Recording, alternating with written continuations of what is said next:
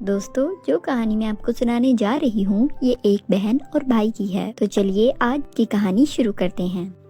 हरिपुर गांव में जंगल के साथ एक छोटे से घर में दिव्या और गोलू रहते थे।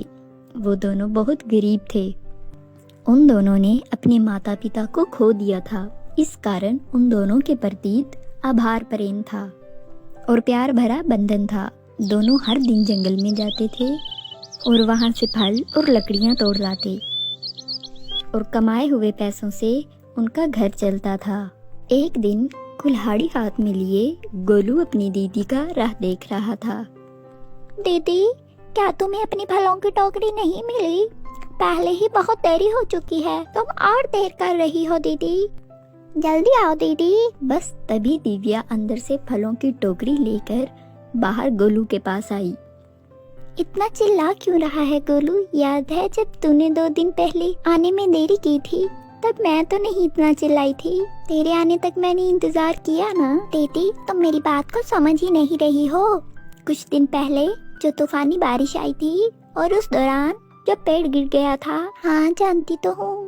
पिछले कई दिनों से हम उसी पेड़ की डालियाँ ला रहे हैं काट कर बेचने के लिए। उसी पेड़ के फलों को तो हम तोड़ कर खा रहे हैं। अगर हम जल्दी से नहीं जाएंगे तो हमसे पहले ही कोई सारे फल और लकड़ियाँ तोड़कर चट कर देंगे और ना ही हमें लकड़ियाँ मिलेंगी और ना ही हमें फल मिलेंगे। फिर हमें बहुत तकलीफ होगी दीदी। यूं बात करते हुए दोनों बहन भाई जंगल की ओर चल पड़े और कुछ ही देर चलने के बाद वो दोनों उस खजूर के पेड़ के पास पहुंच गए। उन दोनों ने उस पेड़ की बालियों को काटने की सोची। गोलू कुल्हाड़ी से पेड़ को काट रहा था। ये देखकर दिव्या बहुत दुखी हुई और बोली, गोलू, पेड़ पर ऐसे वार मत करना, मुझे बहुत बुरा लग रहा है। वैसे भी लकड़ियों की हमें क्या ज़रूरत है? हमारे पास तो इतने ज़्यादा फल है ना, हम ये बेचकर गुजारा कर सकते हैं। अरे दीदी, पेड़ का और काम ही क्या है? हमें फल दे और लकड़ियाँ दे ताकि हम उन्हें काट कर खाना पका सकें। नहीं गोलू, पेड़ की भी जान होती है। इस पेड़ में अभी भी जान है। तू देख तो, ये कितना हरा भरा है। हाँ, तो इन बातों का क्या फायदा है दीदी? भैंस और बकरियों और मुर्गियों में सब में जान होती है, लेकिन जब हमारा दिल करता है तो क्या हम उनको नहीं खाते? बोलो। वो बात ठीक है गोलू, लेकिन इतना लालच क्या करना? हम इसके फलों को बेचकर पैसे कमा सकते हैं ना। इस पर इतना जुल्म मत कर गोलू। पर गोलू ने दिव्या की बात को अनसुना किया और कुल्हाड़ी से पेड़ की बालियों पर वार करने लगा। दिव्या वो खजूरें तोड़कर टोकरी में भरने लगी, पर वो दोनों इस बात से अनजान थे कि वो पेड़ मायावी पेड़ था।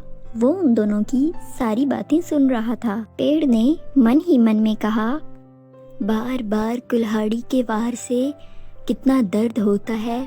इस बात का अंदाजा गोलू को करवाना होगा, तभी इसे किसी की जान की कीमत समझ में आएगी। जिसे खुद के प्राणों की कीमत समझ में आए, वही दूसरों के प्राणों की कदर कर पाएगा। फिर उस पेड़ में से एक धुआं निकला जो दिव्या के इकट्ठे किए हुए फलों की टोकरी में से एक फल में चला गया। गोलू ने लकड़ियां ढोई और दिव्या ने फलों की टोकरी सर पर उठा कर दोनों गली गली बेचने लगे। आखिर में 2-3 खजूरें बच गई, जिसे लेकर गोलू और दिव्या घर चले गए। चूंकि गोलू को बहुत सख्त भूख लगी थी, उसने जल्दी से वो खजूरें खा ली और उसका पेट भर गया और दिव्या ने खाना खा लिया। फिर अंधेरा होने पे वह दोनों सो गए। फिर अगली सुबह जैसे ही गोलू ने अपनी आंख खोली तो एक अजीब सा दृश्य देखकर वो चौंक उठा।